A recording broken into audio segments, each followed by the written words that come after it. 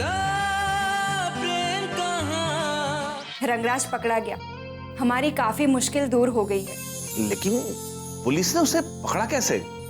बाबा, police के किसी सूत्र ने उन लोगों को न्यूज़ दी थी। अब मैं तुझे अपने साथ नहीं ले जाऊंगी, तू अपनी जिंदगी बनाएगी। मैं तुझे छोड़कर नहीं जा रही, बस अभी अपने साथ लेकर नहीं जा रही। अगर कक्की घर में नहीं है तो मंदिर गई होंगी। नहीं हेमदी, ऐसा नहीं हो सकता। आज तो रविवार है। पता नहीं आपको मेरा रंग काला ही क्यों नजर आता है। हो सकता है मैं सही हूं। अब तुम साफ साफ जवाब दे रहे हो या मैं तुम्हें धक्के मार कर यहां से बाहर निकाल दूं? जैसे चीनी की चाशनी बिना शक्कर के नहीं बनती, वैसे ही बिना केस के वकील की कोई अहमियत नहीं होती। और मैं आपके लिए एक ऐसा केस लेकर आया हूं जिसे शहर का हर वकील लड़ने को तैयार है। तुम किस केस की बात कर रहे हो? ब्लूबर्ड के केस के बारे में तो सुना ही होगा आपने। एक बार आपका नाम इस केस से जुड़ जाए, जीत हार तो दूर की बात है, लेकिन आपका नाम शहर के अच्छे वकीलों की कतार में आ जाएगा। अच्छा, तो तुम मेरे जमीर और उसूलों को खरीदने हैं। लेकिन एक बात सुन लो, बारिन चक्रवर्ती कानून के साथ खिलवाड़ नहीं करता। फकीरों के पेट में रोटी अच्छी लगती है बारिन बाबू, ना कि भूखे पेट ना ना ना की रट।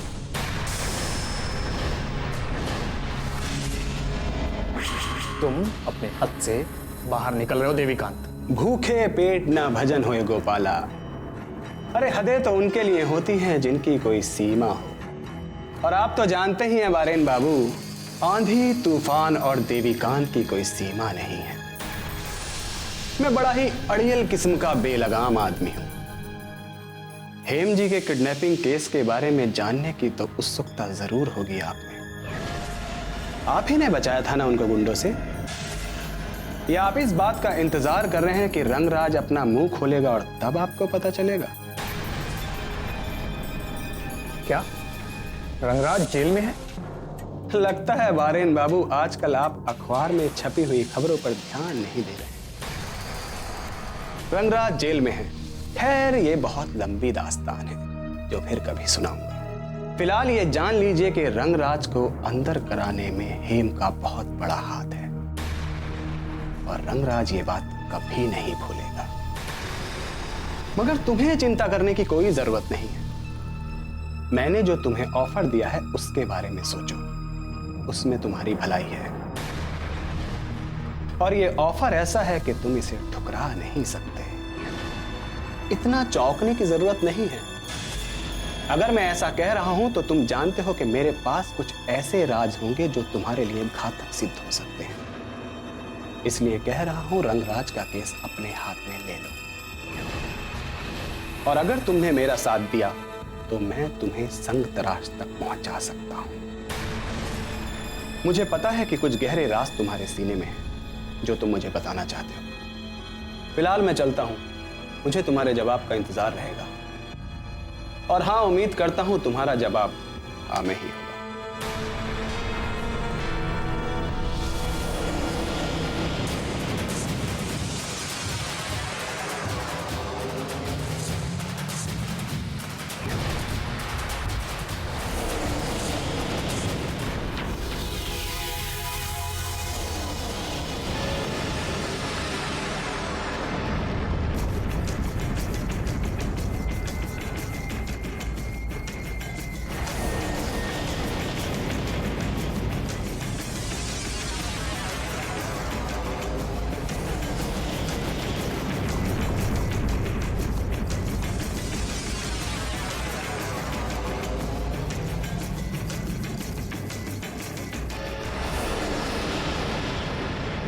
जी सर।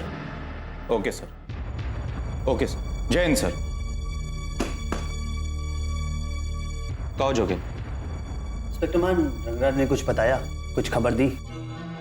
अभी तक तो कुछ भी खबर नहीं दी है उसने, कुछ नहीं बताया, लेकिन हम बहुत जल्द उससे कोई ना कोई बात जरूर निकलवा लेंगे। मगर इंस्पेक्टर मान, ऐसा कब तक चलता रहेगा? और हाँ, आज आप हमारे घर क्यों आए थे?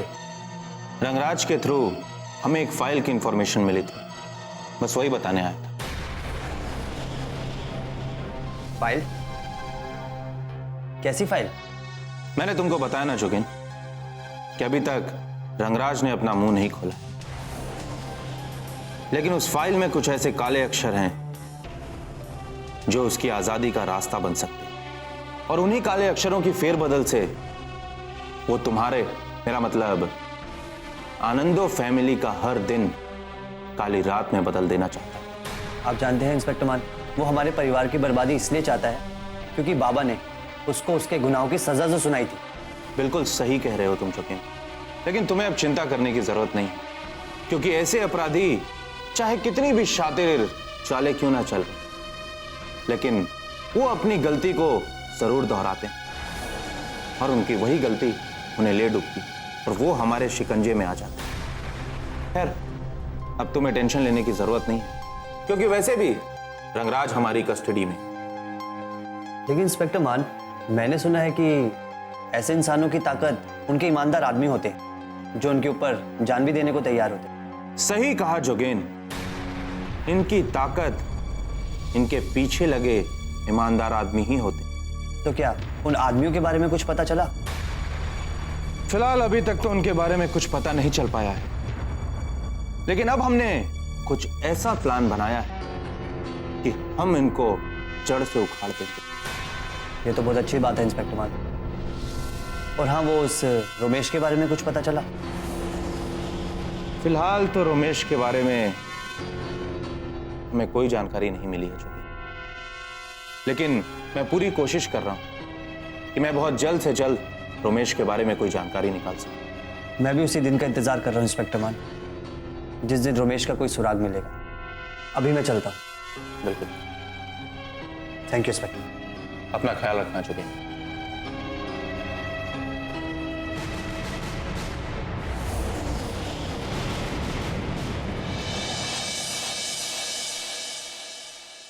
जोगित बाबू, आप क्या सच में पढ़ाई करने के लिए दूर देश चले जाएंगे?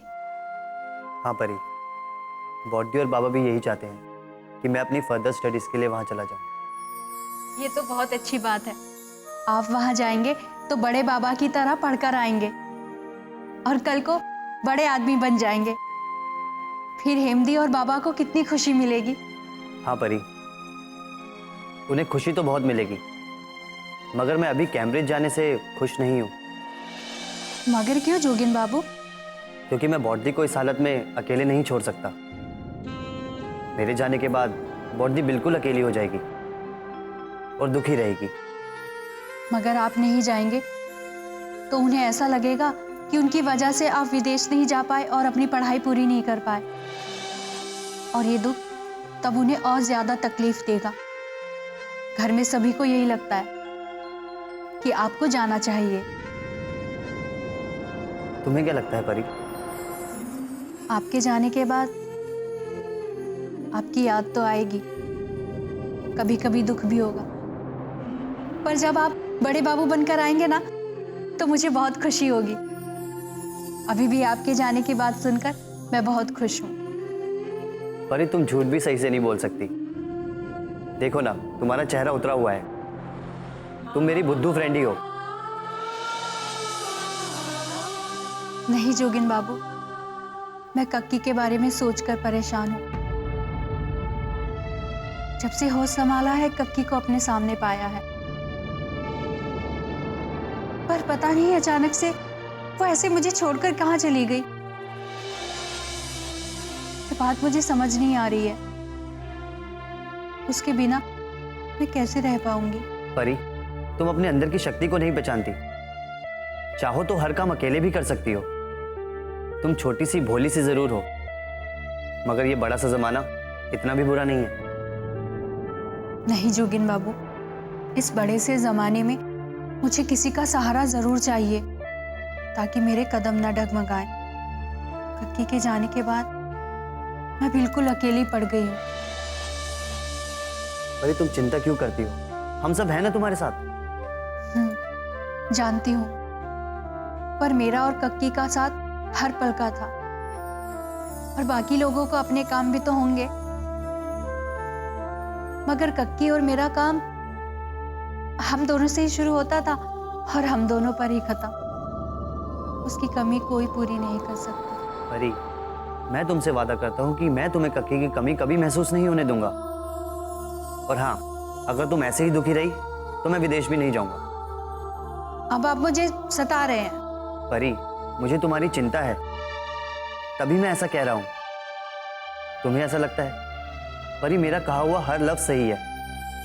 तुम मुझे कभी भी आजमा सकती हो। मैं जिंदगी के आखिरी मोड़ तक तुम्हारा साथ निभाऊंगा। अच्छा जी, मैं तो तब भी खुश रह सकती हूँ जब मेरे आसपास कोई मुझे छेड़ने वाला ना हो।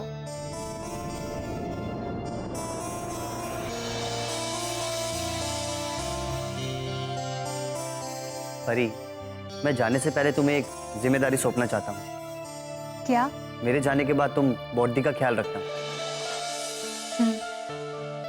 हेमदी का ख्याल तो मैं रख ही लूंगी, लेकिन वहां आप अपना ख्याल रखना। वहां कोई परी नहीं मिलेगी जिस पर गुस्सा दिखाते हुए ये कहो कि शर्ट की ऐसे प्रेस की जाती है। मगर मेरे जाने के बाद एटलीस्ट तुम्हारी गालियों से तो छुटकारा मिलेगा। मगर हाँ, बात बात में मैं तुम्हें मिस करूंगा। क्या? तुम्हारी मासूम हंसी, तुम्हारा सहम के खड़ा हो जाना, और गुस्सा आने पर साड़ी के कोने को उंगलियों से मोड़ना और कुछ ना कहना। सीरियसली परी, मैं तुम्हें बहुत मिस करूंगा। जोगिन बाबू, आज सुबह से और कोई नहीं मिला क्या बुद्धू बनाने के लिए जो आप मुझे छेड़े जा रहे हैं? मैं जानती हूँ आप वहां जाते ही मुझे भूल जाएंगे। अच्छा, अब बहुत बातें कर ली, अब मैं निकलती हूँ। कहाँ जा रही हो? नारी निकेतन, ताकि हेमदी के कुछ काम आ सकूं और मैं भी कुछ सीख सकूं।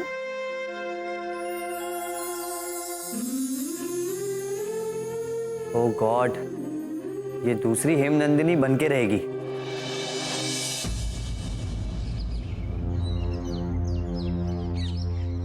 मैं आज जो कर रहा हूँ कुछ नया तो नहीं कर रहा हूँ, सब कुछ वैसा ही है। मगर आज मुझे ये क्या हो रहा है? क्यों मेरे अंदर डर पैदा हो रहा है? क्योंकि मैं अब इस दलदल से बाहर निकलना चाहता हूँ, इसलिए मैं डर रहा हूँ। मुझे ये सब नहीं सोचना चाहिए। अब जब मैंने तय कर लिया है कि मुझे पुलिस की मदद करनी है, तो बाकी की बातों को सोचने का मतलब ही नहीं है। मगर कहीं इसका पता देविकांत को चल गया तो फिर क्या होगा? वो बहुत ही बुरा इंसान है। मगर मैं क्यों इतना घबरा रहा हूं? मुझे अपने आप को संभालना होगा, नहीं तो देविकांत को मुझ पर शक हो जाएगा। मैं ऐसा नहीं होने दूंगा। उससे मुझ पर शक नहीं होना चाहिए। मैं अपने फर्ज के रास्ते से पीछे नहीं हटूंगा। नहीं, ऐसे नहीं होने दूंगा।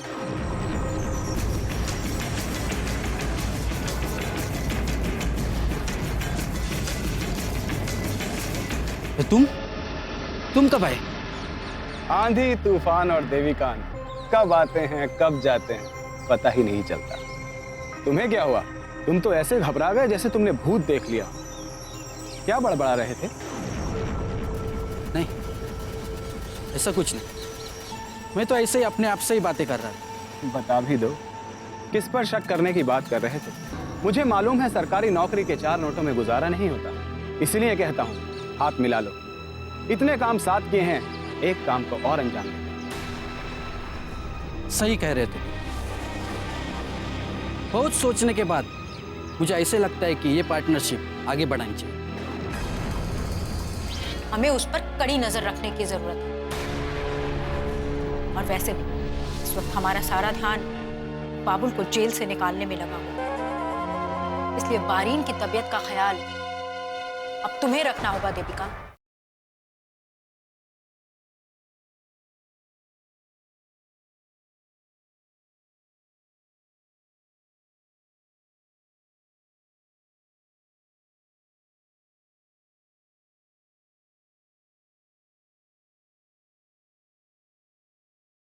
ऐसा प्रेम कहाँ मुझे ऐसे लगता है कि ये पार्टनरशिप आगे बढ़ानी चाहिए। हर बार की तरह हर बात साफ होनी चाहिए और हर बात की जानकारी हम दोनों के पास बराबर होनी चाहिए। ये कौन सी नई बात है? ये तो हम हमेशा करते हैं, लेकिन इस बार तुम इतने घबरा क्यों रहे हो? नहीं तो कुछ परेशानी नहीं है। नया सौदा है, नया काम है, थोड़ा झिझक रहा है। तुम्हें ज्यादा सोचने की जरूरत नहीं है। सब कुछ वैसा ही होगा जैसा होता आया है। सब कुछ बराबर बराबर बटेगा, पैसा भी और मुसीबतें भी। अभी हमें यहाँ से चलना चाहिए, क्योंकि अगर किसी ने देख लिया तो मुसीबत बहुत जल्द आ जाएगी। ठीक कह रहे हो तुम। अभी ज्यादा देर हमें यहाँ पे नहीं रुकना चाहिए। मैं अभी निकलता हूँ। कुछ बातें होगी और कुछ खबर होगी तो मुझे बताना। सही वक्त आने पर तुम्हें बताऊंगा। अभी निकलो। ठीक।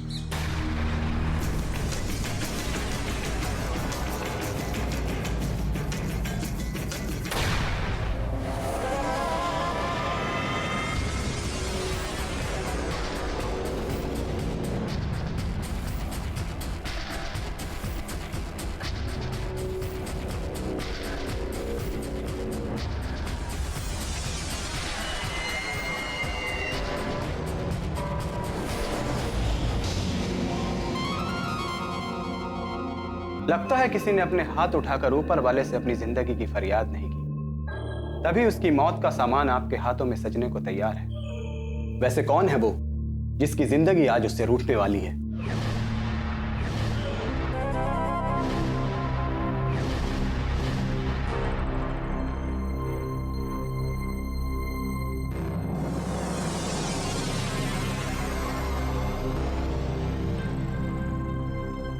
इस खबर का अंदाजा नहीं था मुझे, क्योंकि मैं किसी और जरूरी काम में था। लगता है मेरे खिलाफ आपको कोई भड़काने की कोशिश कर रहा है। अभी मेरे पास कोई सबूत नहीं है, लेकिन मैंने हार नहीं मानी है। जल्दी ही सुराग मेरे हाथ लग जाएगा। क्या बात है? कोई सवाल नहीं और मेरी किसी बात का कोई जवाब नहीं दिया आपने? क्योंकि हम उम्मीद लगाने में यकीन नहीं रखते हैं देवीकांत, बल्कि कर गुजरने में रखते हैं। आज हम उस अनिंदो परिवार का खात्मा करके ही दम लेंगे। लगता है रंगराज जी ने आपको कुछ सिखाया नहीं, वरना आप अपने दुश्मन को मारने की बात इतनी आसानी से नहीं करती। हमने बाबुल की तरह कच्ची गोलियां नहीं खेली देवीकांत। बाबुल को हमने लाख मना किया था कि बाहर ना निकलो, खतरा है, लेकिन उन्होंने हमारी एक नहीं सुनी। और आज ये हमारी बात ना सुनने का ही नतीजा है जो हम सब भुगत रहे हैं। इसलिए हमें नहीं लगता कि हमें बाबुल से कुछ भी सीखने की जरूरत है। आपकी ये बात कितनी सही है, इस बात का अंदाजा नहीं लगाना चाहता मैं, लेकिन रंगराज जी की कौन सी हरकत किस चाल को अंजाम देगी कोई नहीं जानता। मैं पीछे नहीं हट रहा हूं, मैं आपका साथ जरूर दूंगा, लेकिन वक्त की नजाकत को देखते हुए आपको अपने फैसले ठंडे दिमाग से लेने होंगे। ठंडे दिमाग से? हम मानते हैं कि जो कुछ भी हुआ उसमें बाबुल की ज्यादा गलती थी। उन्होंने खुद उन लोगों को मौका दिया अपने गिरेबान तक पहुंचने का, लेकिन फिर भी वो हमारे बाबुल है। और कोई भी बेटी भला अपने पिता को तकलीफ में देखकर कैसे शांत रह सकती है देवीकांत? अगर आपको इस बात का ध्यान है तो एक बात का ध्यान और रख लीजिए कि इस वक्त उठाया एक भी गलत कदम रंगराज जी के पैरों की बेड़ियां बन सकता है। शायद तुम सही कह रहे हो देवीकांत। ये बात मैंने आपसे ही सीखी है, लेकिन कितने आश्चर्य की बात है कि आज ये बात मुझे आपको बतानी पड़ रही है। तो फिर हम क्या करें देवीकांत? आनंदों का परिवार हमारी आंख में कांटे की तरह छुप रहा है, और खास करके वो हेम। लोगों ने जो भी किया है ना, उसकी उन सबको भारी कीमत चुकानी पड़ेगी। बातों बातों में आपको एक बात तो बताना भूल ही गया। इन सब घटनाओं में एक अच्छी खबर है। कैसी अच्छी खबर? मैंने बारेन के चारों तरफ ऐसा जाल बिछाया है कि वो ब्लू बर्ड का केस लेने से इनकार नहीं कर सकता। ये तो वाकई अच्छी खबर है देवीकांत, लेकिन एक बात का ध्यान रखना, वो बारीन है जिसे कोई भी भावुक करके अपनी तरफ कर सकता है। इसलिए अगर वो हमारा केस लड़ता है तो हमें उस पर कड़ी नजर रखने की जरूरत है। और वैसे भी इस वक्त हमारा सारा ध्यान बाबुल को जेल से निकालने में लगा हुआ है। इसलिए बारीन की तबीयत का ख्याल अब तुम्हें रखना होगा देविका। तुम समझ रहे हो ना क्या कह रहे हो? अच्छी तरह समझ रहा हूं, लेकिन आपको भी एक बात समझनी पड़ेगी। ये वक्त बड़ी शांति से निकालने का है, क्योंकि एक बार अगर ब्लू बर्ड का केस बारीन जीत गया तो फिर से सारी की सारी चालें हमारे हाथ में होंगी।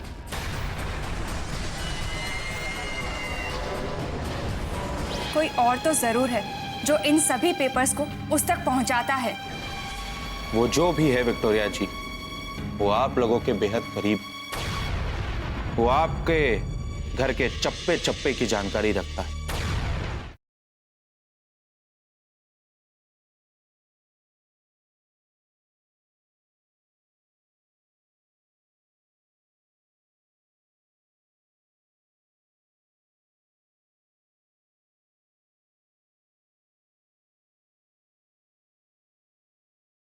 ऐसा प्रेम कहाँ फिर होगा क्या, क्या पता, क्या खबर।